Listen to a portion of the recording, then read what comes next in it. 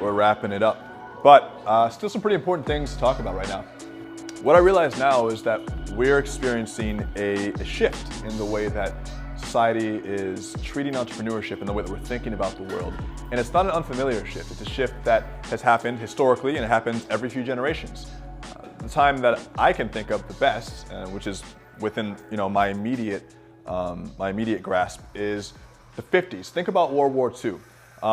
Back in the 20s, 30s, 40s, it was very hard to go to college. Most people didn't go to college, and it was expensive. It was exclusive. It was something that people with money got to do, but most people were working in factories or on farms. We were already industrialized, we had technology, but most people didn't get higher education. World War II came along, and what happens? Well, we fight the war, we get through the 40s to the 50s, and now we have this GI Bill, and now there's access to all this education. And now, suddenly, regular people are becoming middle class and upper middle class. This is the period of time where my great-grandfather, still alive, what up? World War II veteran, got to go to college, and he was the first one in his family to go to college. And so he became an attorney, and he set his whole family line up that way. We have one attorney who made it possible for his 6 kids to become professionals in their space because he had the money to push them forward because he had the education. So for a few decades after that, the 50s, 60s, 70s, even up until the 80s, that success kind of continued to grow and reverberate through the generations, through the next few generations that came. And now, what are we seeing? Well, we're seeing that college isn't having the same impact as it used to. College was a change maker, and it still is for a lot of people, but it's not the same change maker that it used to be. I write in my book that college is dead, and what I mean by that is that college is just not as effective as it used to be. It's not as much as a sexy tagline as it could be, so I say college is dead. But really, it's just not as effective for moving your life forward as it used to be. And what's happening now is entrepreneurship is taking the place of college being the gateway to having a great life. It doesn't mean that everyone has to be an entrepreneur, but what it does mean is that we have a unique opportunity, just like generations before us, to do something with ourselves that wasn't possible before because of a very specific innovation, right? And that innovation is the internet. It is technology. It doesn't matter whether you want to sell courses or whether you want to create something that's completely handmade or something that's a physical product. It doesn't really matter. You just have an idea, and because we can connect to people, we can make that idea a reality. So just like college made a lot of others have dreams that they turn into a reality, now entrepreneurship is something that we have access to. And all the knowledge is there. Just like the GI Bill, that shit's basically free. So it's our responsibility now not just to think of entrepreneurship as like this rare, kooky thing that most people don't understand, but we're going to try because we're outsiders. This is something that's going to become mainstream. Entrepreneurship, although it's becoming mainstream in our community, we're plugged into the entrepreneurship community. But very shortly, within the next decade or so, it's going to be something that everyone is looking to. That we're already at the forefront of this. Okay, we're already basically the leaders, and we're on the tip of this movement. And it's our job as young people, as professionals, to move this path forward. And the cool thing is, Ivan was saying, "Oh, I got in too late," because Marcel was like, "I got in 2 years ago," and he's like, "I should have started 2 years ago." No. Everyone here is still early. Everyone here is still early. 10, 20 years from now, people will say, "Oh man, the golden age of entrepreneurship, when the internet was there and they had this thing called ClickFunnels. Remember how ancient that was?" We're at the forefront. So if you feel like you're behind, you're not. You're still way in front. So take advantage of this and realize that this isn't a flash in the pan. This isn't like something that you try once, and if entrepreneurship doesn't work, we'll just go back to the way it was before. It's not going back. So you have to embrace this. You're going to do things that are not going to work, just like you're going to go to class and get bad grades. Doesn't mean you drop out of college when you get an F. Some people do, but they don't end up doing anything with their lives, right? You can want to be a doctor or a lawyer, engineer, or a social worker, whatever you want to do. If you get a bad grade, if you don't keep going to school, you just don't get to do that thing you want to do. So you're here now. Keep pushing forward. Know that you're at the forefront. You're not behind. You're way ahead.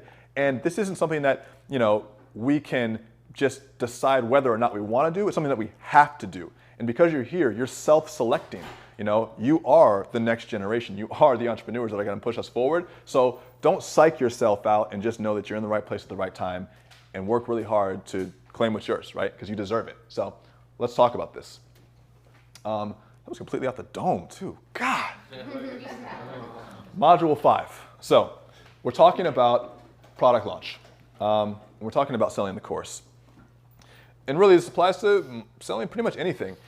I'm going to talk about copywriting, I'm going to talk about creating a good sales page. I'm going to talk about writing compelling emails to get people to buy. Everything within the context of this is all storytelling. It's all storytelling. The cool thing about that is we all have stories. We all have things we can relate to. We all have things that have happened to us that we can pull to use as experiences, or we've all had things that have happened to other people that we know that feels like it happened to us. Anyone ever have that weird sense where you have a memory and you don't know if it happened to you or you just saw it somewhere? I have a lot of stuff like that. All the time, yeah, all the time. Or some things that we wished happened to us, so we like make it into a fake memory in our head. I do that sometimes too. You know, like when I was on stage and I was Usher, that type of stuff. But the reality is, like, since we have these stories, we might as well use them. You know, we have all these references, all these good things we've done, all these things that have happened to us, and we need to use those to tell our stories because that's the only thing that connects us with other humans. You know, really, it's the things we've done and the relationships we've had and the stories we've kind of experienced. These are the things that connect us with other people, and so these are tools to continue that connection. And that's what the sales process is, you know? By the way, one important thing to note with this is that, and this is the way I think about it, storytelling has elements of truth in it and it has elements of fiction in it. So if I write an email campaign or a sales page or anything that's designed to sell, I'm honest in what I tell about my work and I'm honest about how I feel, but I'm obviously going to exaggerate some things. I'm going to downplay some other things. I'm going to create the story that I want to create. There's a difference between lying about a story or making it up and crafting a story, you know? And so we have to look at ourselves as storytellers and story crafters. Many people think that their lives are boring. Like, I bet you if I asked you to think of an interesting story, you might go, you know, maybe you'll have one or two off the top of your head, but trust me, you have dozens in your head. And part of the way to pull out those interesting stories is to think of them almost like caricatures. What were the interesting aspects that seemed a little bit out of place? What are the things that you can exaggerate or play down to make the story feel a little bit funnier or to make it more interesting to people? You have the license to do this, right? These are your stories. If you had something that happened to you in Barcelona that was a little crazy, you can make it a little bit more crazy just by kind of relating to people the things that would be the funny points. In fact, that's why jokes work, right? Because jokes always focus on the things that wouldn't quite be funny if you just told them in a deadpan voice, but you exaggerate them and now it becomes funny. Just watch stand-up comedy and see what I mean. Oh yeah, and I guess I'm supposed to talk about upsells too. We'll do that. So we're gonna talk right now about just the launch process. We covered this a little bit last time, but I think that the cool thing now that we're going to do is kind of walk through the process of how we do the selling and also where things like webinars play into it. Typically, in a traditional email campaign to sell a digital course, we'll start with pre-launch, which is the warm-up content, getting people engaged, ready to talk about what we want to talk about, depending on what the product is that we're trying to sell. So one of the best ways to create a good pre-launch sequence is to find a relevant story and use it to position the audience's thoughts to whatever problem that the product will eventually solve, right? Let me say that again. You want to tell a story that positions the audience's thoughts to the problem that you're going to solve with that product, right? So what's a good example? I'll use FLD because that's our model, right? You have a problem, and it's that you just need a little bit of extra money on the side. You need a little bit of extra money because your car breaks down. And what would it be like to have just $1,000 extra on the side to pay for an expense that was unexpected? Well, freelancing can solve that. So we relate these real life stories and we tie them into a product that solves that problem. Everyone's had an issue where they've needed a few extra dollars. Everyone's had an issue where, like, I didn't expect this expense. I wish I had some money on the side. And that's a relatable story. Everyone can pull a nugget out of your vast memory and find a time when that happened to you. And you use those types of relatable stories to sell products. We don't sell the product. We sell the problem and the solution, right? Or mostly just the solution. The webinar is usually when we kick off the sales week. So think about it like this. We have our pre-launch, and let's just think about the entire process being 2 weeks. Let's say we start on a Monday. Let's say Monday, Wednesday, Friday would be our pre-launch, meaning that on those days, we're going to give email content that's specifically designed to get you a little bit thirsty for the type of things that we're going to be talking about. So you send out a few emails the first week. And during that first week where we're just doing pre-launch, if you're going to do a webinar because you want to have a live event, a live sales event, you would mention the webinar in that pre-launch, right? You would make sure that people knew, hey, I'm talking about this concept because it's important. It's a problem of yours that I want to solve. And actually, we're going to do a live event about this next week. So typically what I might do is I might say, all right, Monday we're starting off pre-launch, and then Wednesday I might do another little piece of pre-launch content, and I might mention the webinar. Friday, I'll also do another piece of pre-launch content, and I'll mention the webinar in that. And then the following Monday would be the webinar, right? And the webinar is the kickoff for the sales week. Does that make sense? The live event kicks off the sales week. So then the sales week typically goes Monday through however long you want to keep selling. Monday through Friday, Monday through Sunday, Monday through Wednesday, it doesn't really matter. But typically we start off the week with the webinar. And then we lead into the sales week where we have emails that pitch our readers the course. And we talked about some pain points that are important, and we need to review these. These are very important. You want to make sure that you're hitting people who need to see case studies. You want to be making sure that you're hitting people who need to see examples of the course, people who need FAQs, people who need those emotional stories to relate to. We want to hit all those during the sales week. And then after we've launched the product and sales week is wrapped up, there's also a lot of post-launch options, which a lot of times leaves a considerable amount of money on the table for people who don't take advantage of this. So for instance, we launched Automatic Funnel Formula 2 weeks or so ago, and when we closed it up, we knew going into it that we were going to have a reopen of the course in 2 weeks. And in that reopen, we were going to offer it in a slightly different way, and we were going to have a 48-hour window for people to buy again. Because one of the biggest things we get outside of like the normal FAQs and or complaints is that I didn't get to buy it on time. I was sleeping, I fell asleep, I was on the toilet and I forgot, like whatever, you know? And people don't buy. And typically we'll see a 30% increase or a 30% boost in our bottom line just from reopening it for 2 days. Even if they had a week to buy before, 2 days, we'll usually see a 30% increase. So if we do a launch and it makes, $50,000, we'll make an extra $10,000 to $15,000, maybe even a little bit more, just on the reopen from all the people who wanted to buy but felt bad because they couldn't and are ready to buy now. So post-launch is very important, and we'll talk about upsells as we kind of go along these slides. Let's talk about the breakdown of the warm-up series. So let's say we want to do 3 pre-launch emails. This is a very simple and kind of basic breakdown of how it might look. And what I've done in this instance is I've kind of condensed the entire process down to a week, because a lot of us don't have an entire 2-week period to launch a course or a product, just because we want to get quick results. And sometimes 2 weeks is more than necessary. Sometimes it can feel very long. So what I've done now is I've broken this down into 7 days. So let's say we're going to just do this Monday through Sunday, and this is how we have it. Yeah, Monday through Sunday. We'll do 6 emails, but it's going to be 7 as well. So let's say we split up the week where half of the week is pre-launch and half of the week is sales. That's totally acceptable, and we've done that many times.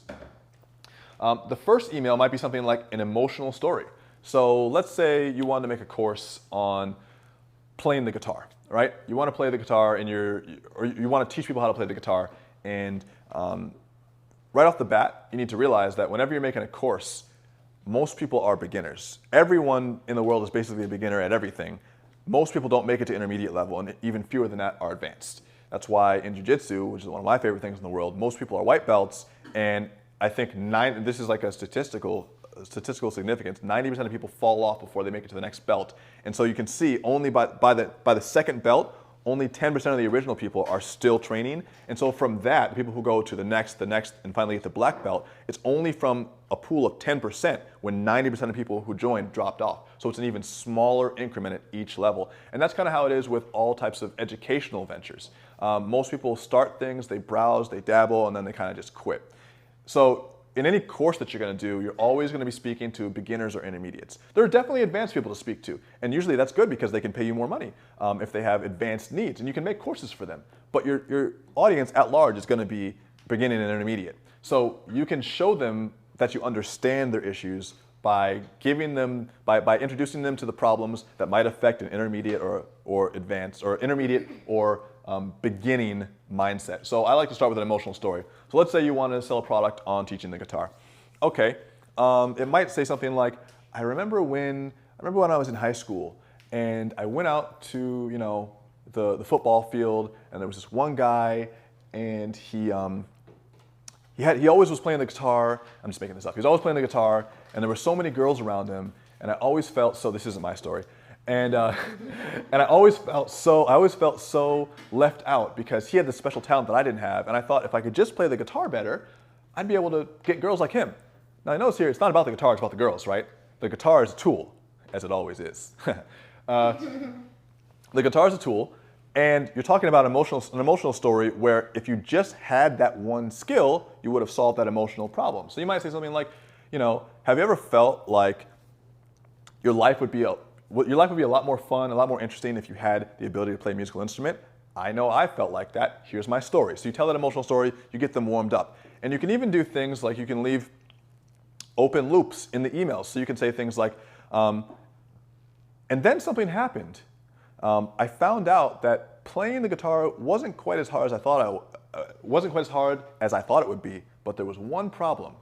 Tune in tomorrow and I'll tell you the details. So now we go to Tuesday's emails. We're leading with open loops so that people are engaged and they're wanting to read the rest because attention spans are low and we want to make sure that things don't get lost in the fray. So next email, Tuesday. Okay, so I'm totally making up like copywriting right now. So, okay, Tuesday, overcoming obstacles. So I wanted to learn how to play the guitar. There was a guy in my school who was doing it really well, and I felt left out. So I scoured the internet. I looked through all these books. I wanted to figure out what it was going to take for me to just play something simple. And I found out that most songs, even the greatest songs in the world, only have a few chords. Did you know that? Surprising. Wow. A, B, C, G, B, D. Wow, I didn't know that I could play so many great songs with just a few simple chords. But I just had to figure out how to play those chords.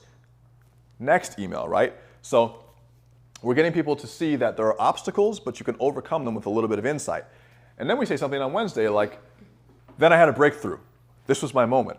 I realized that if I could just figure out what these chords were, I could master any chord. If I could just figure out how to get these first 3 chords down, I could master any chord, and then I could play just like the guy that I used to be jealous of.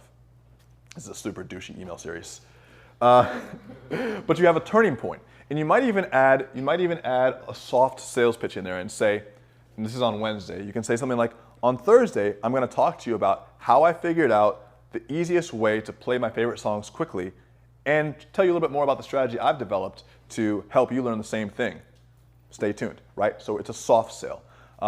In this email, sometimes you might do something like you might throw a little link up to a landing page that doesn't have the course yet, but just shows like the logo and maybe a timer, something's happening. They are aware that something's going on. That's a good way to differentiate this third email.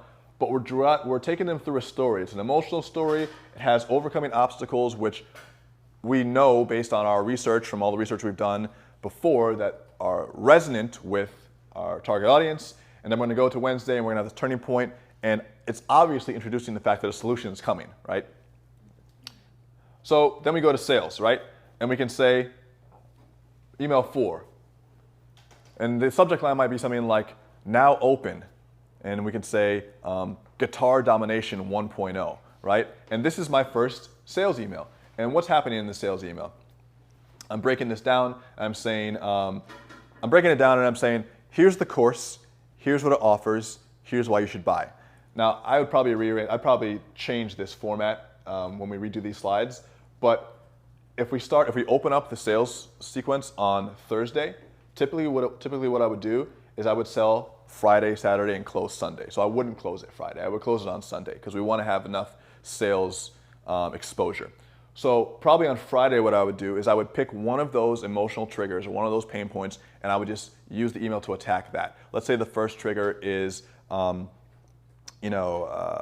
case study. Here's one of my students or one of my friends who I taught to do that this worked really well. Or the email could be something like, here's a sample from the course, here's what it looks like, here's how it works.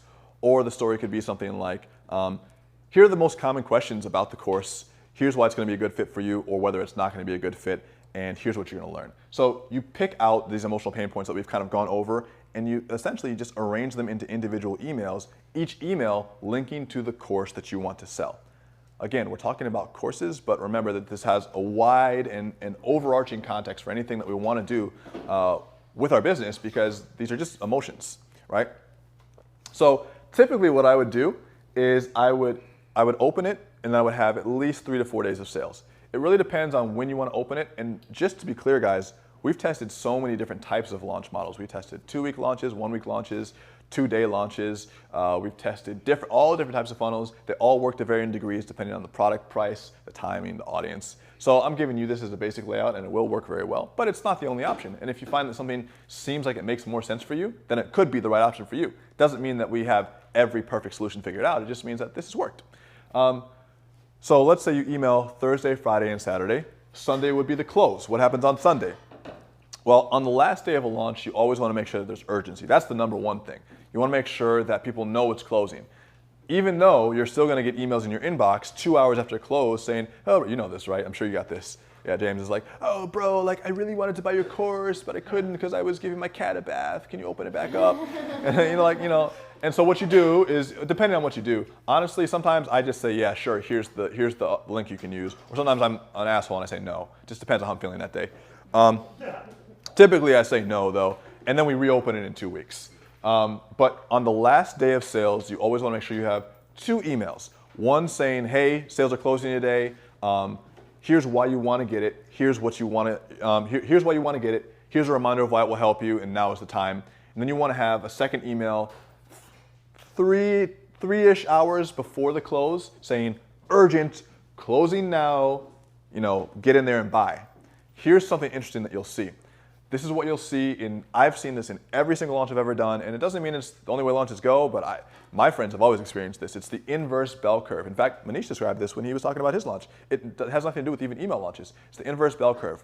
First and second day, usually relatively high sales. During the middle of the launch, no matter when that middle comes, no matter what day you started the launch on, that middle of the launch could be on a Sunday, a Wednesday, a Tuesday.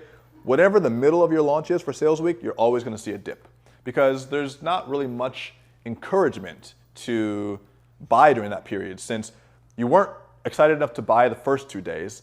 It's not over yet, so you have time. So people just are generally non-responsive in the middle of a launch. You'll still get sales, 1, 2, 5, however big your list is. You might get some sales, but in the middle of the launch, for those 2 or 3 days, you're going to see sales drop. Don't freak out. I still freak out every time, but you don't freak out, okay?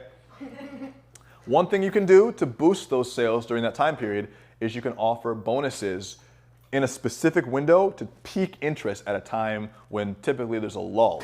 So for instance, you might add a bonus to this. So Peter is here because in a bonus for our beta course of Start from the Bottom, in the middle of that launch, on like day 3 when I knew sales would drop, I said, all right, we're going to give out a ticket to a live event that we're going to do at an indefinite time that we hadn't picked out yet, but we want to inspire people to buy now so that we don't have to have that horrible drop in the middle of the launch.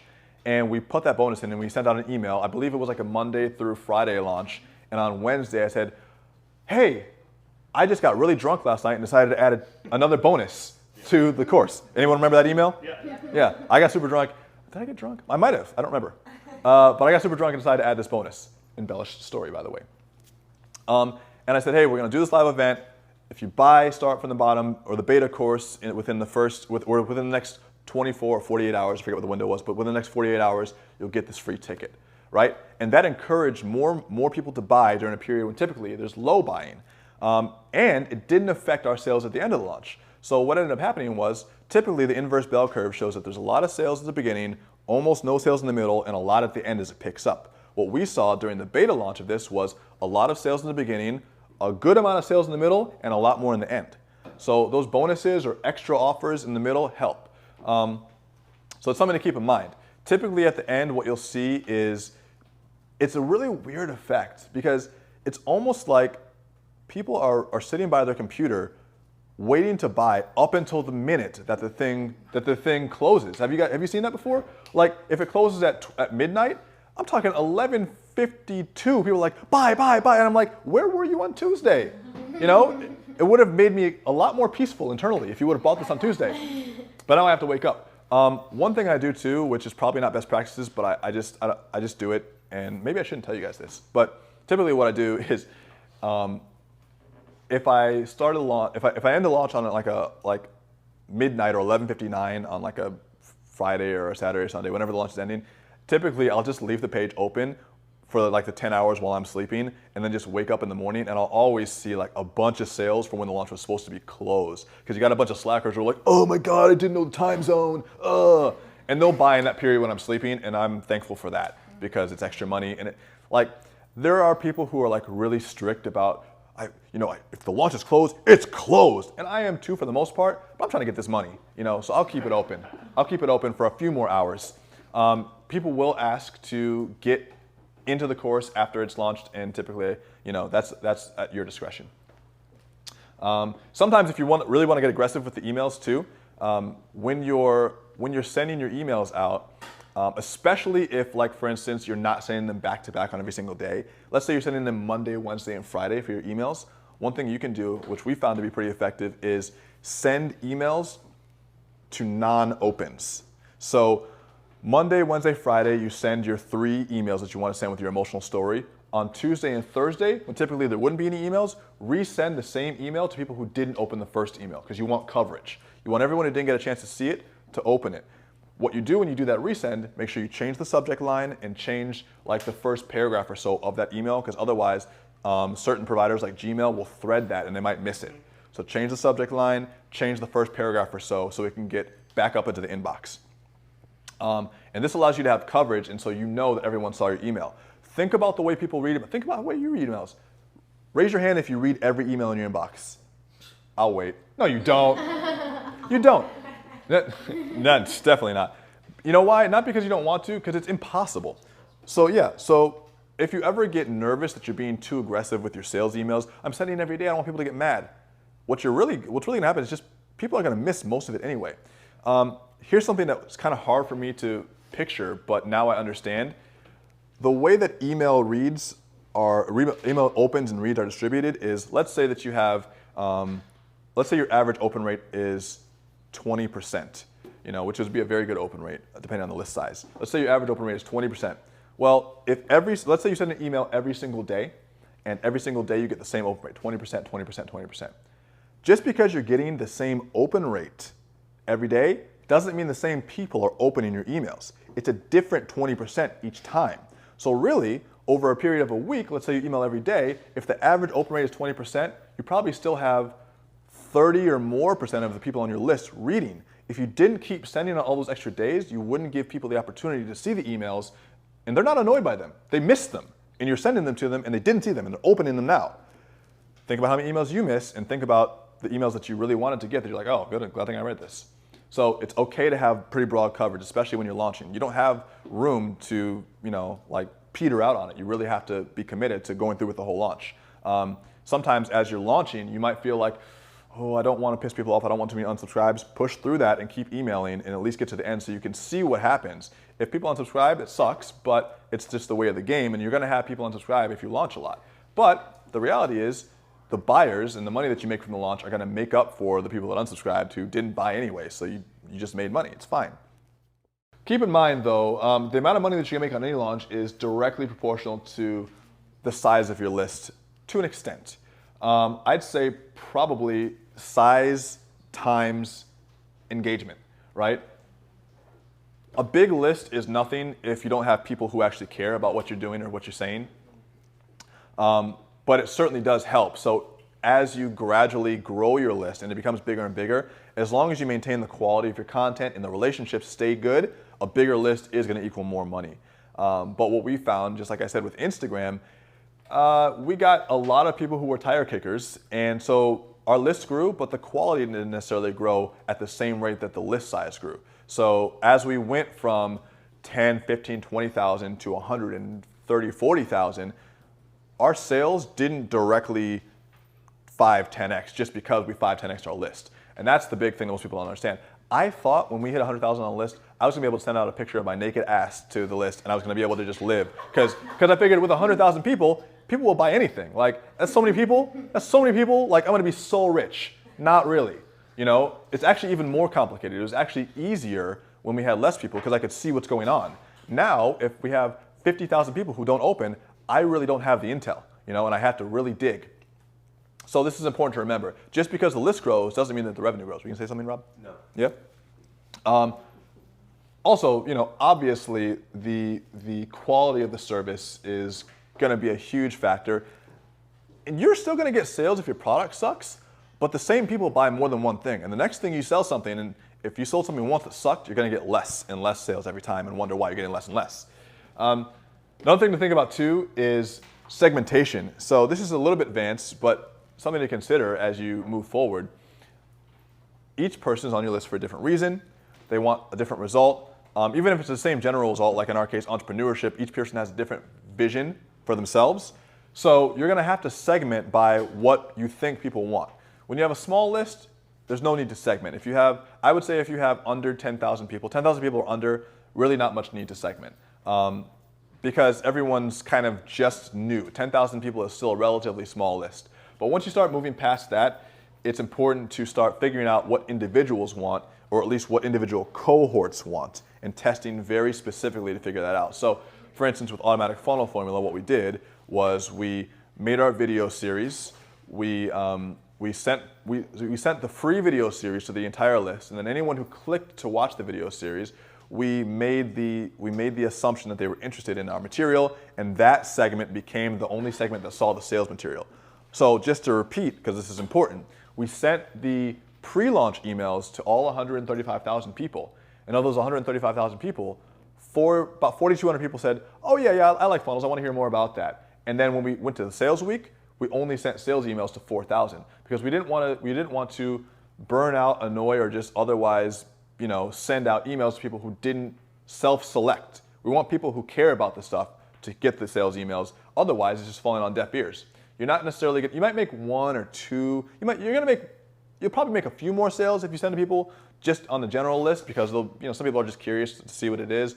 But most of your sales, like 98% of your sales, are going to come from people who are genuinely interested. And if they're genuinely interested, they'll have watched one of your videos, or watched or listened to a piece of your pre-launch content, or watched a piece. So one way that you can do this on a smaller scale when you're first starting is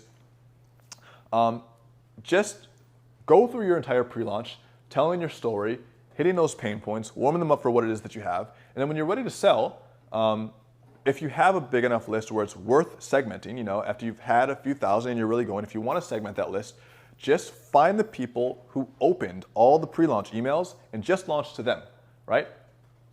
That's a good way to segment, and it's a very basic way to segment in the beginning before you have too many advanced tools.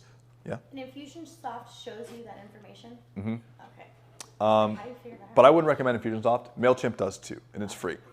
Okay. And there's literally, in MailChimp, when you send an email, I know you're still working on figuring out how to send, but when you send an email, and it goes out, stats will come back, and it will say this many people opened, this percentage of people clicked, and you'll get to. And when you click to see the data further and deeper, you'll see that there's a list of names who clicked or a list of names who opened, and you can now make that list of names of people a new list and send to only them. It's pretty cool. And that's actually just a basic segmentation, but it's very effective, right? Because you can identify if you want to sell to someone. Yeah, no, wanted to ask you something, thinking loud. So when you prepare this launch, okay, this week you have these days, this is strategy, and then you also have, on the other hand, the social media, which points to a landing page, which has an opt-in. Mm-hmm. Would you recommend switching that opt-in to go directly to my sales page, or I would keep the opt-in and then plan a new launch week? Good question. There's a couple of schools of thoughts on this. So I cut my teeth with like sales email, sales content with Manish's brother Amit. And the way that Ramit does it is he'll do, like you really can't get to any of his material unless you go through an opt-in process. You have to opt in and go through like kind of an aggressively long warm up and sales process, and then you'll get presented with the offer. And there's the idea behind that is you want to identify interested people, warm them up immediately, and only sell to them once you've given them free stuff and really kind of laid out your entire menu. But there are also other people who are doing just as well or better, and they just send traffic to sales pages. There really is no right answer. It depends on the product, the price, the position. Generally speaking, if you're selling a premium flagship course that costs $500 or $1,000 or more, sending them just to a sales page sometimes is not enough. You're going to need that warm-up series. You're going to need the landing page that puts them in a new series that warms them up and then sells them. If it's a cheaper product, especially if it's social media traffic, because social media traffic tends to be pretty flaky. If it's a cheaper product, you can test sending to just a sales page and see what happens. That's what happens with paid traffic sometimes. Paid traffic is, notorious for not having very high close rate, but when you can track how many people are buying, you can see whether it's worth it for you. So both strategies work. The way that I operate now is I also do like the longer funnel, but in the future, as we grow the company and as we expand, we're going to have both, because I think both are important. I think that there needs to be a way for people to buy immediately, because we also need to take advantage of the impulse buy. Doesn't mean that we're being disingenuous because people buy impulsively. I buy things impulsively all the time. I don't think I'm a bad person, but I want to give you the opportunity to pay me $50 right now, and then every month after that. I want you to be able to have that opportunity. So we're certainly, when we launch the new website, we're going to have an opportunity for people to buy something right now.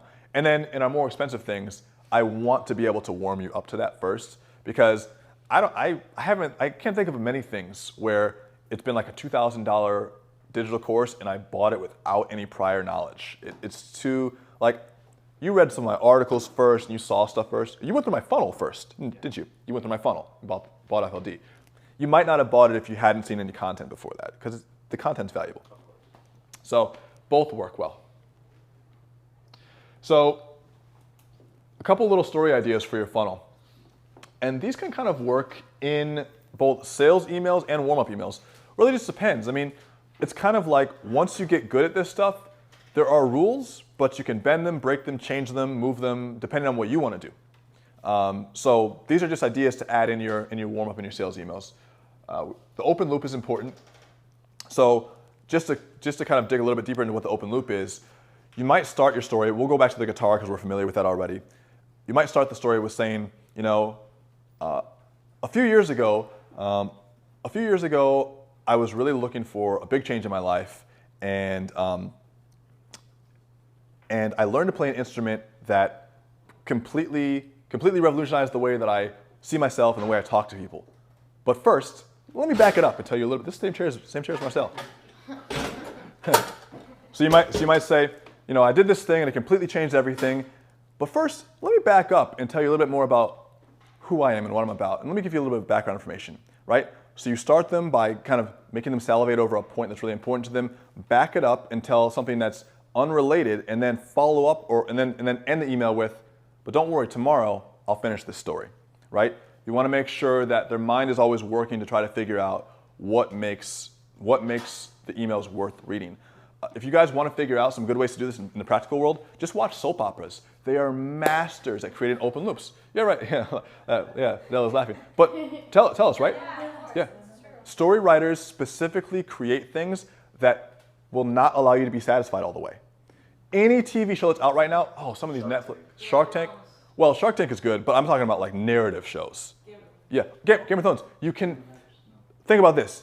It's like Have you hooked on a subject that is not finished? Yeah, and it never finishes. That's the point. No, the cliffhanger Yeah. Walking Dead. Yeah. Walking Dead. Yeah. It's like eating a really good like dessert, but you never really get full. You never get to taste the whole thing. You're like, I just want more of it. These TV shows are so good. If you guys want ideas for your open loops for crafting stuff, study the construction of soap operas and really good television shows, and screenwriting, how screenwriters use devices to create interest. TV shows are worthless if you only watch one episode, right? You're supposed to watch many of them.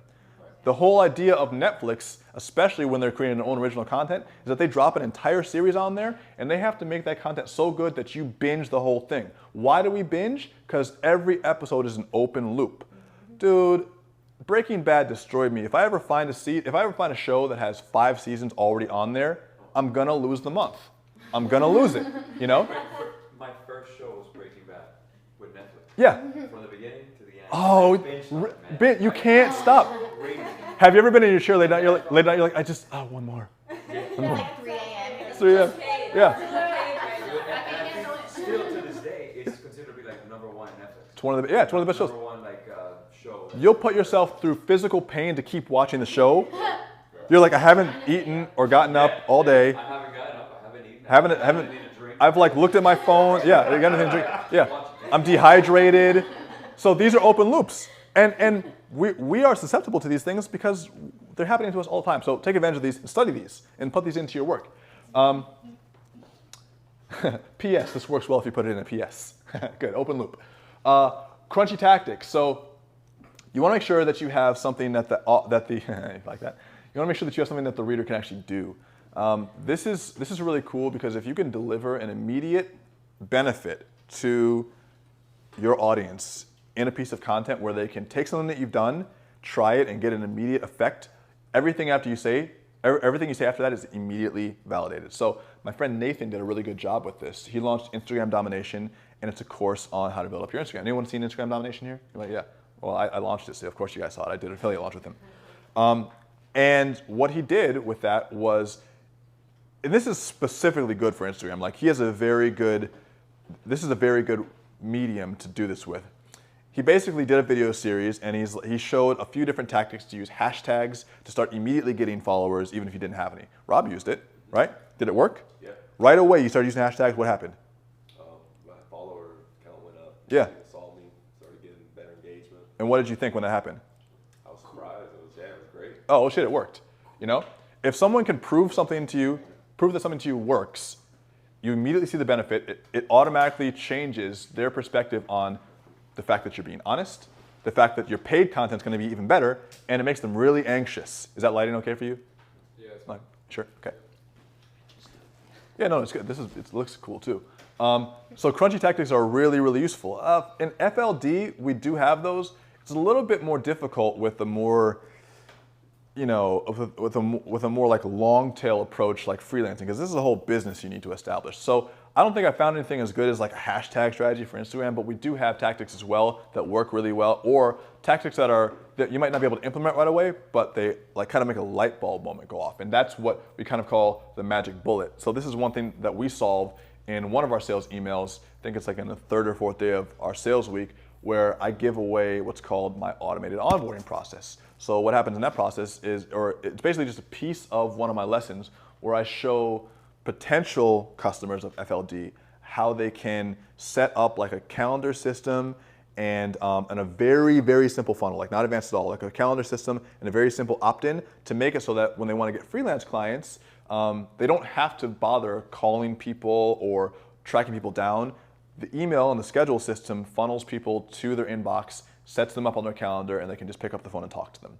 And we show that in one of the sales emails to show that, hey, look, we have a magic bullet to a problem. Because one of the biggest problems with freelancers is they don't know how to, especially with like web developers, you might relate to this too, Ivan, like people don't know what they want. So they'll go back and forth, like, do you want this? Do you want that? Do you want this? Do you want that? And what we do is we show you how to take a customer through like a brief onboarding process where you first expose them to what your prices are. So if they don't like you and they don't like your prices, they can leave. And then we take them through a brief little survey to tell you what they want, and then we schedule them. So by the time they get into your inbox, they already know what your prices are. They're not scared of them. They've gone through a survey, and that survey information has been passed back to you. So you know what they want before you talk to them, so you can prep for what you're going to say. And then also, they scheduled themselves, so you don't need to go back and forth like, are you free at 5:30? 5:30 a.m. or p.m.? Oh, I don't know, PST or EST, like all that shit. Skype or phone, Don't deal with that. They schedule themselves, they know your prices, and they already told you what they want, so all you have to do is pick up the phone and say, hi, let's do the website. And that's something that a lot of freelancers struggle with, so for us, we consider that a magic bullet, and when we give that away, it blows people's minds. Have stuff like that. Be really damn good. Let's talk about sales pages for a minute. I'm going to show you ours, and I'm going to talk to you about what makes a good sales page work. So, a couple elements of a good sales page. Proves that the product or service is valuable. It relates the fact that there is some scarcity in that now is the time to buy, or even more specifically, like in your life, you're going through something that requires you to get this right now. It plays on pain points in a nice way. It provides a solution, and it has social proof in case studies. This isn't in any particular order, by the way. It doesn't have to flow through this order. Again, you should read This Book Will Teach You to Write Better by Nev. There's also a couple other books that I'd recommend you read in terms of like sales copy. Read Ogilvy on Advertising, Ogilvy, Ogilvy, Ogilvy on Advertising. Ogilvy on Advertising. Another one to read, it's a discontinued book. It's no longer in print, but it's the best book in copywriting on the world. It's called Breakthrough Advertising by Eugene Schwartz. Yeah, I gave my copy away. It was really good. It's like $120 to get, because it's discontinued, but it's like the best book on copywriting in the world out there. And it's kind of like a rare gem. So Eugene Schwartz, Breakthrough Advertising, Ogilvy on Advertising, and then This Book Will Teach You to Write Better. Those 3 books, you'll understand how to write. You won't need to read any more books. In terms of sales page and copy, what I would recommend that you do is just look at sales pages of things that are in your industry. Because I find that like with multiple different types of products, it's hard to really give a template for how a sales page should look. If you're selling an app, it's going to look way different than if you're selling a course, than if you're selling a tea. People want to see different things.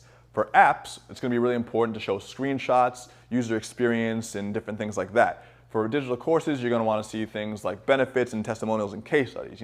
For things like tea, well, you just want to see the tea. Sometimes video is better, sometimes written is better. So, and then some people don't even have sales pages. So some people just link to the shopping cart. So there's lots of things to do, but get those 3 books on copywriting, and then in order to see what your template should be for the sales page, study the sales pages of competitors in your market. So let me show you our sales page and show you why it works so well. Okay, so a couple things that we have going on here. First and foremost, like obviously attention-grabbing headline. Think about the words too that I'm using. Imagine how it would feel. Not what it would be like, but how would it feel to deposit checks like this every single month for doing work that you love on your own time from anywhere in the world. Right? This is an example of a check that one of our students. Anyone know Kiana? You know Kiana? You know Kiana, right? Anyone else know Kiana? You know Kiana?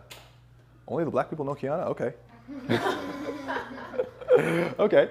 But this is a check that Kiana got, and by the way, whenever you can get like really hardcore testimonials or stuff from your students, like if I have a course on making money and my students are getting checks, I want pictures of those checks.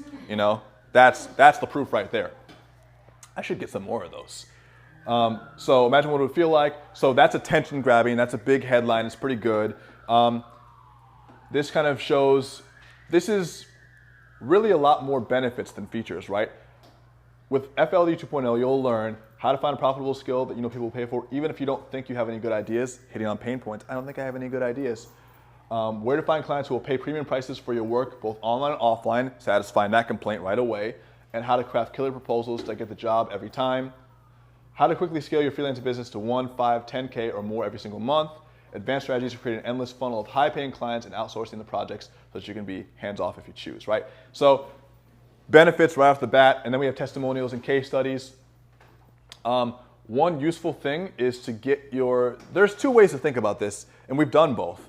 One really cool way is to, if you have access to like a really good camera or a studio, which has taken us years to get to that point, so don't expect yourself to have this, but if you do, it's really cool to have like professional case studies with students telling their stories in a nice chair with great lighting. It's like Oprah. That's great, it's nice.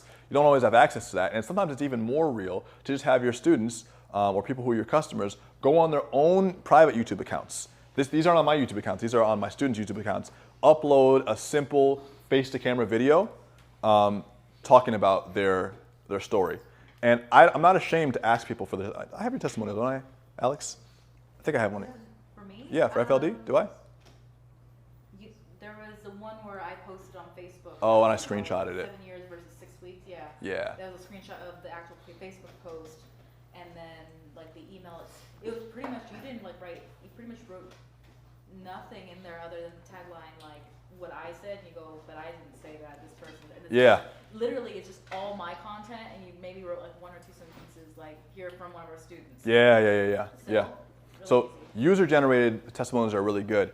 a couple good ways to get these, get people to make their own videos on YouTube and put them up and just get the link and embed them. Another thing I really like doing is screenshotting either text messages, Facebook messages, or Facebook wall posts, because you can't really fake those. You can, but you have to be like a real asshole, and it would just be it's like pointless. So people believe those when they see them, because it's one thing to have like just some text that says, Steve said this, because you can make that up. But if you have a screenshot of him on Facebook with his avatar saying a specific thing, then it becomes real. So those are really important. So then you can see I go into my story. So what am I doing here? I'm telling my story about Longhorn Steakhouse, blah, blah, blah. You know, which restaurant should I hang myself from? Getting emotional. I had a lot of Adderall writing this. So this is, now bear in mind, this is my format and it works well for my course. These elements are universal, but again, find people in your space, use their format when they're doing well. So we talk about roadblocks here. Let me see, what else can I do? So we have basically identifying objections, and we have more case studies here. We have basically reasons why people think they can't do it and me negating that. We have places where you'll be able to use FLD and where it applies to you. We have, what else do we have? We have screenshots of client stuff that I got from PayPal, which shows my success. Numbers are always pretty good to show, especially if it's a money-related course. More testimonials, and so I'm introducing the course. So if you see, the sales page, in a way, mimics the launch, right? Because what's the launch? Pre-launch, pre-launch, pre-launch. Interesting stuff, benefits, stories, engaging content. Then you go into sales week, and then sales week you sell people. Well, the sales page is like a condensed version of that. Interesting story, engaging, things people have done well, how you can help, and then the product. So we say introducing Freelance Domination 2.0. And so now we're laying out both features and benefits. At one point, you're going to have to get to the features. They want to know what's in it, right? So this is me laying out what's happening in the different weeks. And then, so essentially, these are more like the benefits, and these are more like the features. So these are like, so for instance, I'll say like on week 5, pitching, persuading, and negotiating. What are the psychological triggers that compel someone to buy? In week 5, you'll learn exactly what it takes to position your services as highly valuable. Then you'll learn advanced strategies for negotiating higher rates and overcoming tough objections. So that's a benefit statement, right? Because people want to know what it's going to do for them, and that describes exactly what it's going to do for them. Then we go to features. Features are more like, what is it or what's in it, right? These are features. You're going to get a full vault of strategy guides. You get access to the private FLD community. You get audio and video downloads, bonus tutorials. You guys see the difference, features and benefits? Yeah? Do you make this page before your pre-launch week? Ideally. I mean, just to be like completely honest, if you don't really plan out a launch, it's very rushed. Because there are a lot of moving elements. And if it's your first launch, you're not going to get it all right. Only recently have we gotten to the point where we can do a launch and we're not like 100% shit out of luck stressed. This AFF launch, we didn't make as much money as we want, but it was smooth, and I was grateful for that. And this, by the way, this course is like, or this page is pretty long. It doesn't need to be as long as mine, but you know. More testimonials, more emphasis on who it can help. God, there's a lot of testimonials. Shit works, man. Money, look at all these testimonials. If you're not an FLD, go ahead and get an FLD. So have you seen success with it just being longer and you having more stuff on there? If you just, you know. Yeah, this is a really good question. So my dad was looking at this page a few months ago, and he's like, "Who's going to read all that stuff?" And I'm like, "Okay, lots of people, lots of people." And sales pages in the information product space tend to be very, "Hey, who's that?" Sales pages in the info space tend to be very long. I've noticed that. But they don't have to be. Typically, if I'm going to buy something, I usually already kind of know it and just scroll down to the bottom and buy. But a lot of people really do read the entire sales page, or they scroll down to the part that's important to them. Some people don't care about the emotional story, they just want to know the features and benefits. Some people just want to know what type of bonuses they're going to get. But you have to write enough to cover all your bases. And you don't have to write it yourself. You can get someone else to write it. That's another thing too. sales writing and sales copy is annoying and it's frustrating, and you don't necessarily have to do it all yourself. Get help. And if you don't feel like you're up to the task of making this is probably in Google Docs like a 30-page sales page, make a 5-page sales page with some features, some benefits, a call to action, and a price and a button. That's it. When I did the first launch of what was called the Tribal Accelerator Program, do you remember that? Yep. Yeah, that was like very basic, and it didn't have any of these elements in it. Had almost no case studies, nothing like this, and we still sold. So just do the best you can for where you're at. Take the time to learn by reading the books that I recommended to you, by modeling up the pages, but don't get stuck on the fact that it doesn't look like mine, because it's not going to look like mine. Mine is mine. Yours is going to be yours. And get better gradually, but don't try to get as good as possible before doing anything. Don't try to get to an elite level before you do something. Just do the work, and then gradually through iteration, you'll see your sales skills will get better. I'm pretty proud of this page. I think it's done well. I think it looks nice and has a lot of testimonials. But this is like the 6th or 7th version of this page. Also, just the fact that people can scroll down and be like, oh, yeah, there's more. Has, yeah, a lot of testimonials. You don't have like 1 or 2. Yeah. I mean, this is the reason why we're able to sell. Like, because we have people who like have actually been helped by this course. But think about it like this: if the course itself is 2 years old, that means it took us 2 years to get all these testimonials. So I've been updating this page for 2 years. I just put these testimonials on here in May. These are new ones.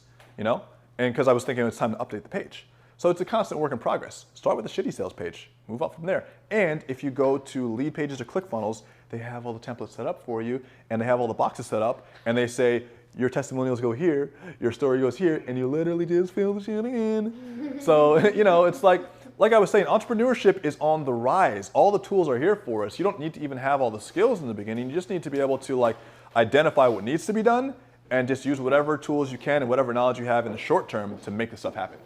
A lot of sales pages only focus on what the product is, not how it can help or what you can become. Any sale, no matter what it is, even if it's a small sale, is always aspirational. It's always helping you to become something more than you are, or end up being the person that you want to be. Even if it's it's tea, right? I just want to be happier. Bad sales pages just focus on product features and don't talk about the type of stuff.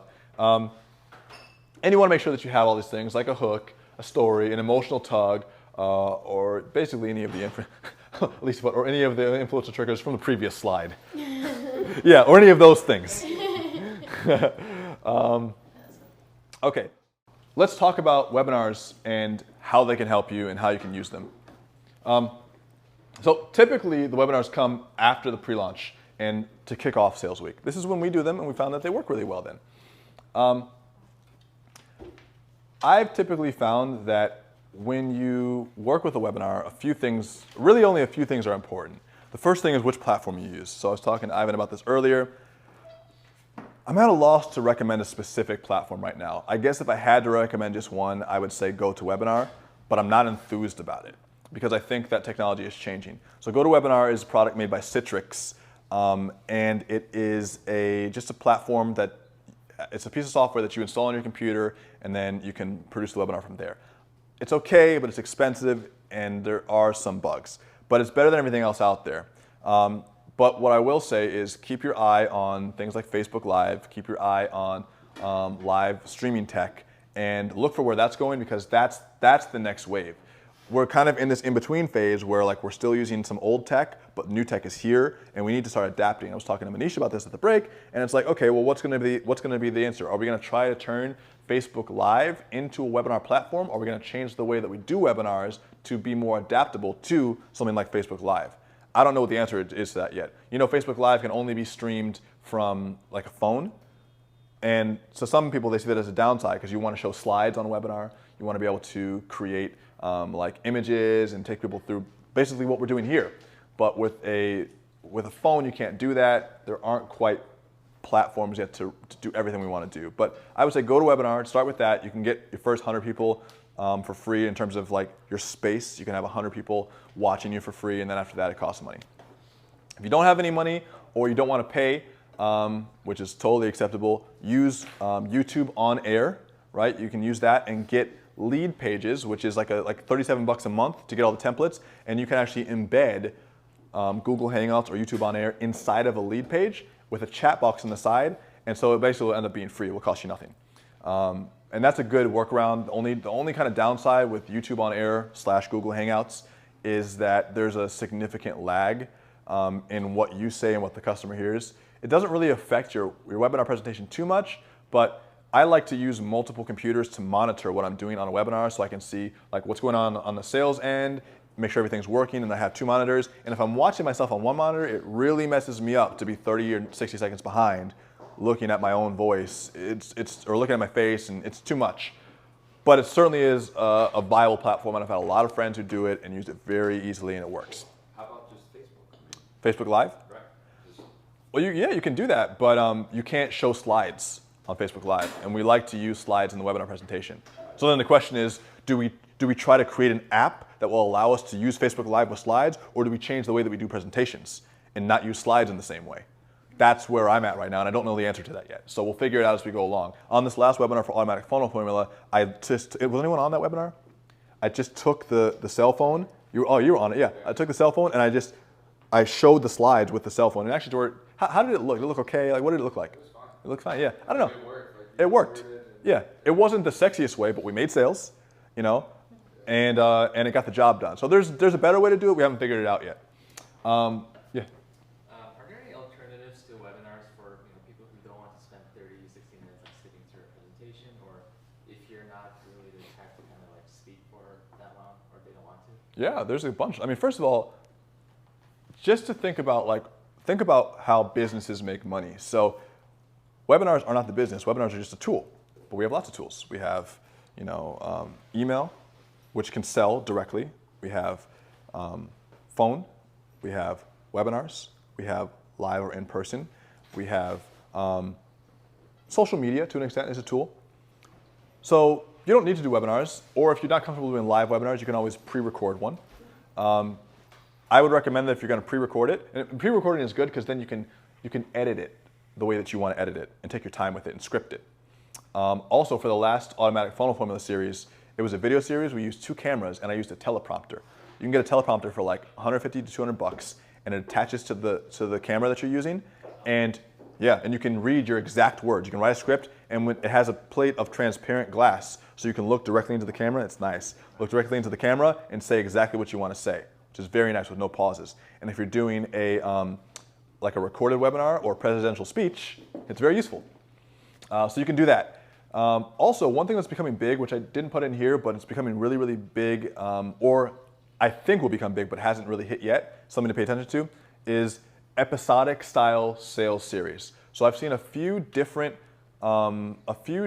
businesses. One of them is Unbounce. Unbounce is a company that sells and designs landing page and conversion tools. They are using Netflix style like 10-minute episodes to indoctrinate and sell. So they'll do like a series of 10 episodes, each with a theme, and you have to like subscribe to that series to get those episodes. And each episode is like either a warm-up series or it's a sales. But they shoot it in a really fun, interesting way where they cover topics, they have cameras, they're talking, and they keep them short, 10 minutes each, but well edited and polished. Yeah, you go, It's really cool. And it hasn't quite taken off yet because not a lot of people are doing it. But one way that I might do it is I might shoot a series. And by the way, guys, you can do this all in one day and chop it up. You shoot one long thing and you chop it up and you change. By the way, here's a hack too. If you're going to shoot a lot of stuff in one day and chop it up, change outfits so it looks like you're doing it on different days. So that's what you do. I do that all the time. I shoot all my videos for the week in one day and change outfits. It's because I just get it done. So you batch it out. So you shoot your little series. And then you have people opt into the series, and you have them follow along, and you treat it just like a television season, right? So play with that. That's another way, because webinars, Will didn't really talk about this too much, but we were talking on the phone the other day. Webinars still are a great tool to sell, but the market is very saturated with them. They work, but they're not the easiest to get people to come to and sell. So I think a lot of people are going to disagree with me on that, and a lot of people who have courses on how to make webinars are going to disagree with me on that, but they're not as easy as they appear. It takes a considerable amount of effort to get people to sign up. When they do, the attendance rates can really vary widely, and if it's people that don't know you, they don't have any obligation to come to your shit. So they usually don't. So they work, they're a tool, but if you depend on them solely and completely, you're going to be disappointed because they're just one element, you know. I do generally find too that the more expensive a product is, the longer the webinar tends to be because people have more questions and need more justification. Although if you're getting a ton of questions, you may not have answered all those questions satisfactorily in the presentation itself. If you want to find, we don't have a template for webinars here because there's a lot of templates for them, but if you want to, the best thing I can advise you to do, just like with copywriting, the best advice that most master copywriters give novices is go and rewrite sales pages from the pros. So you go and you find someone like David Ogilvy and you rewrite his sales page from like 1940 on a particular brand of car, like an old Buick or something. You rewrite it not because you want to sell a Buick, but because you want to see how his thoughts are structured, and you do that a lot. Once you rewrite a lot of these sales pages, you start to understand the intrinsic structure of how sales and persuasion work in the written word down a page. Do the same thing with webinars. The first thing you got to do if you want to master webinars is watch a lot of webinars. Here's an interesting thing you might find too. You might get bored watching a lot of these webinars. Well, maybe if you're getting bored, you should figure out how to not bore your customers too. Because if you can't get all the way through a webinar, then maybe you shouldn't be doing a webinar that's as long or as boring as theirs. Figure out what they're doing wrong and do it better. But you should be watching a lot of webinars first. Figure out the format and go from there. And by the way, it doesn't have to be perfect.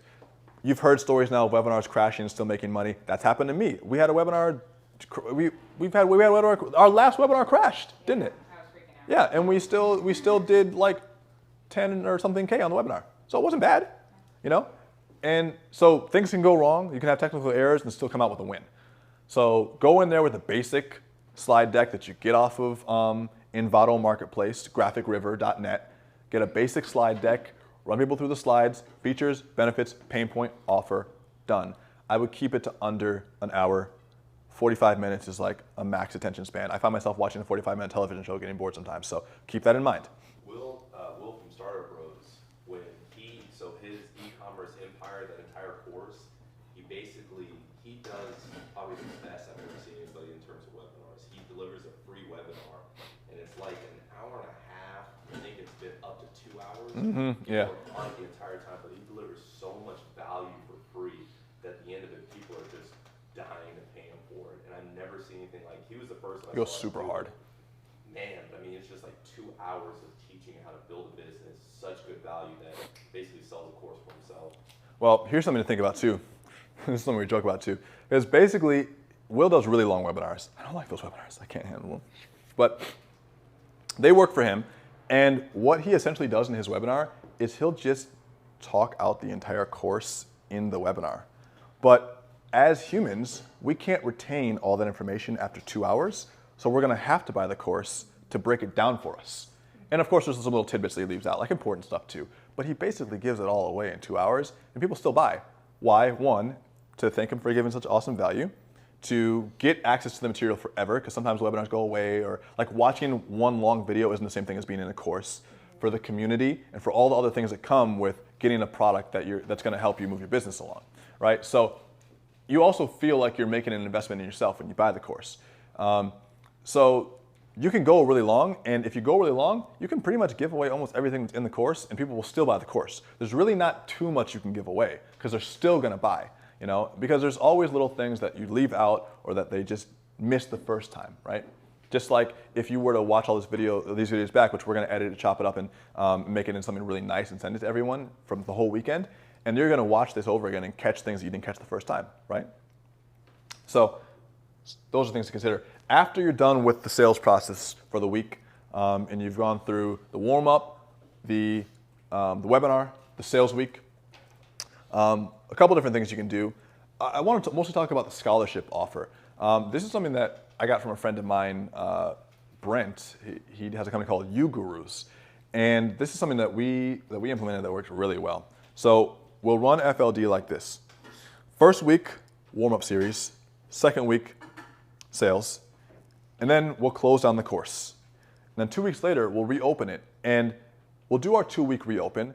But this is how we'll position it. We'll say, not that we're going to give you a discount, not that we're reopening in case you missed it, but we'll offer a scholarship, right? And the scholarship does something really magical. It it allows you to think about the opportunity rather than the expense. And so what we do is we send out a survey, and the survey is just like, we call it the FLD Financial Hardship Scholarship. And we say, okay, I see that, you didn't buy, and for a lot of people, freelance domination is very expensive. And I get it, it's a significant investment. So I'm gonna give away some scholarships. Sometimes I mention a number, sometimes I don't, because I kind of want to be honest, but also I'll just take people who, I'm not, like if I have 100 applicants, I'm not gonna cut them off and say, I'll only take 10. I want the 100 applicants, So I'll say, we're gonna run a scholarship, and then I send them to a survey. You can use Typeform, it's beautiful, typeform.com, it's free. Google surveys are free also. We have them fill out the scholarship form, and the questions are such as, why do you want this? What are you gonna do with it? What's your business idea? And then, are you okay with paying a reduced price for the course? Is that cool? We get everyone to go through that survey so they validate themselves. Most of the time when people take the time to fill out a survey, they're going to end up buying the thing because they're already invested in the survey and they've already said, I want this. Plus they know that you're gonna try to sell them again. They're admitting that once you offer this to them again, they're going to buy it. So anyone who fills out a survey, we will then offer the course to at a, we don't really do a discounted rate, we do a spaced out rate. So what we'll do is we'll do like, if before they were getting the offer at like $1,000, we'll offer it for like 97 times 12. And even though it's a little bit more expensive, it's more spaced out. So we get a little bit more value, assuming they complete all the payments, it's in a perfect world. So we get a little bit more value because we're charging them just a little bit more, but if they couldn't afford 1,000, 97 times 12 is much more manageable, right? And we've noticed, again, that we get a 30, sometimes even higher increase in sales just by implementing the scholarship. The positioning itself, though, is really important to remember because it's not the same thing as a discount. A scholarship is a gift. A discount is an ask, right? It's the same thing. It's still selling, but it's selling with a purpose and it's doing something for someone rather than taking from someone. Something to consider. Let me say, the only reason I'm in this room is because 2.5 years ago I did this scholarship and I thought I was special. Yeah, you are special. You're here. It's the same here. Yeah. The whole reason I did freelance domination. So yeah. Beginning I couldn't afford it, and then the next course that you had me with the 80/20, it was like. Yeah, because the money you made from FLD, you just put in the 80/20. Exactly. Yeah. So you're giving people opportunities. So the scholarship really is an opportunity, right? But then, as our cold hard sales tactics kick in, we're like, we're gonna make some fucking money with this. It's a good scholarship, So it's really a win-win. I win, you win. Same thing. So here's something to think about: broadcast versus campaign emails. So you have your sales series lined up, and let's say you do your first launch. Okay, so let's say, Colin, you're doing a fitness program, right? Let's say you're doing a digital course on fitness, and you have maybe it's like a 3-day warm-up series and like a 5 or 6 day sales series, right? But it doesn't matter. Maybe it's 10 days total. The smartest thing to do, and I hope you're seeing this theme now, the smartest thing to do is to recycle your own content and to make it continually useful for you and to make it continually make money, because every time that you spend your time creating content, that time is money, and it's time you can be spent doing other things to produce revenue. So if you've already created 10 days of pre-launch and sales content, that needs to get used more than once. So what we did basically is we took the very first FLD launch that I did in September 2014. It was a 14-day launch, and we put that entire launch in a Google Doc, and we just evergreened it, meaning that we took out any of the dates that were specific or referenced to specific dates. We made it kind of bulletproof so that it would withstand the test of time for at least a few years, and then we dropped that into a campaign. They're called different things in different email service providers, but essentially there are ways in every email service provider, Aweber, MailChimp, Infusionsoft, ActiveCampaign, all those things, to set up automated emails that trigger themselves being sent. And that's what this looks like. So this is just our automated campaign, right? So someone comes in, and this isn't like a specific example, this is just showing what automation looks like. Someone comes into the funnel and there's a timer, they get this email, they get another email, they get another email. So what I'd recommend is you do your first launch, right? And you take all those emails that you wrote, throw them in a Google Doc. Now that asset is super valuable because this 20-page Google Doc, or how many pages it ends up being, is a tangible asset that you know makes sales when people read it. People read these words that you wrote, and at the end of it, they pay you money. So this is now an asset, just like any other investment that you have, just like any other possession, essentially. It's something that you can continue to make money off of. Take those emails, drop them in an autoresponder sequence, and do the same thing we do. So we have an email opt-in, and as soon as you sign up for our email list, you get that launch that I did 2 years ago, right? I did that 2 years ago, and that continues to make it. That makes us hundreds of thousands of dollars with one product every single year, and it's something I did 2 years ago, and it's automated, right? So you don't need to reinvent the wheel with the automation, but when you do a few launches and you figure out what works, you take that stuff, you strip it of anything that has relevance to specific dates, or if it's too culturally relevant for a specific period of time, like if you're talking about the election right now, it doesn't really make as much sense. You strip it of all that stuff, and then you evergreen it, right? And you put it in the automation. Now this is different from a campaign or from a broadcast email. Broadcast emails are one-off emails that are not automated. So sometimes when you're testing a launch, you're not going to want to automate it. You're going to want to send individual emails so that you can figure out what's working in the given time. So this is something that we did with Automatic Funnel Formula. We created a new launch for this campaign, and we sent out one-off emails. Now here's what we found. We found that from our first launch of Automatic Funnel Formula to our second launch, certain things worked and certain things didn't. So we're going to take our first launch and our second launch, combine them into a better beta or an alpha, an omega launch, I guess you'd call it. Yeah, that would be the correct term. An omega launch, right? And we'll put them into a Google Doc, and then we'll automate that. So someone will then sign up for a new funnel, and maybe the lead magnet to that funnel is a checklist on automation, right? Like all the 10 things you need to automate your online course business. They'll opt into that free bribe, right? They'll sign up, and immediately they'll start getting emails. The first few will be pre-launch. The next couple will be sales emails, and those are things that we've already written, but they're stored inside of our email software, allowing people to just continually opt in. And this is why at any given time, people can join the course, because the launch is always going on. So we do one-off launches occasionally. We also do automated launches. And together with those two elements, the business continues to make money. So, I mean, that's essentially the automation, because we talked mostly about all the things that go into the copy and the sales aspect. So, yeah, I mean, that's how we run it. Questions on that? I mean, you can also get me during dinner. Like, we're not done. We're gonna eat. But cool. Well, that's it. That's all I got for you.